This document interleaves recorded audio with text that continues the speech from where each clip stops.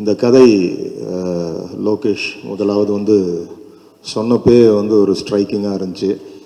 இது எப்படி எக்ஸிக்யூட் பண்ண போகிறாங்க, இதற்கான ஆர்டிஸ்ட் முதல்ல எப்படி, ஏன்னா இதுக்குள்ளே ஒரு ஒரு ஒரு டபுள் டைமென்ஷன் ஒரு ட்ராவல்லாம் இருக்குது, ரொம்ப இன்ட்ரெஸ்டிங்கான பிளேவாக இருக்குது. யார் பண்ணுவான்றப்போ ரொம்ப தேடிக்கிட்டு இருந்தப்போ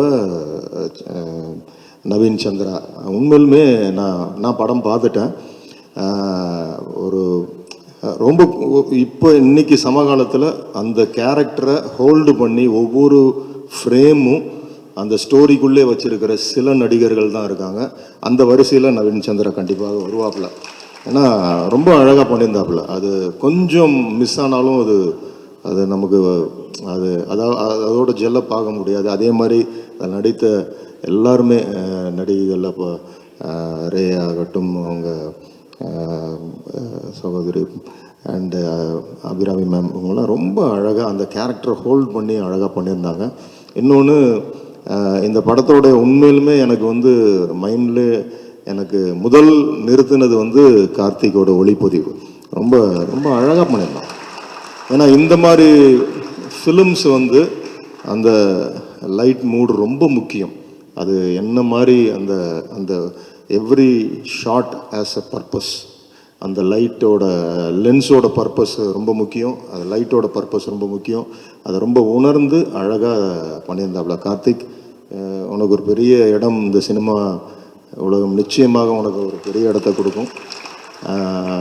அதே மாதிரி எல்லாருமே ஆர்ட் டைரக்டர் ஆகட்டும், மற்ற கோ ஆர்டிஸ்ட் எல்லாருமே எக்ஸ்ட்ராடினரியாக பண்ணியிருந்தாங்க.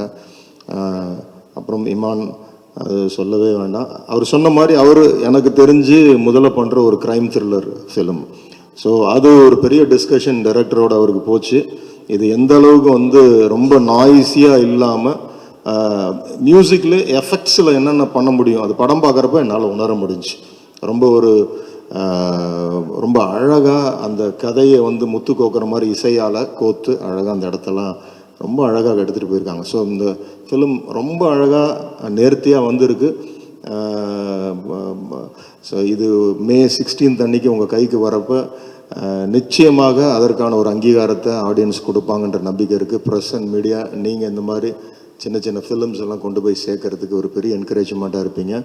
அக்பர் சாரை பற்றி நிறைய சொல்லணும், நேரம் பத்தாது. ஸோ இங்கே வந்த நோக்கம், இந்த திரைப்படம், இந்த குழு நல்லபடியாக இந்த திரைப்படம் ஓடணும். இந்த டீம் எல்லாருமே they must flourish in this year. நல்ல பிஸியாக இருக்கணும். From my bottom of my heart I bless everyone. Thank you so much. Thank you so much.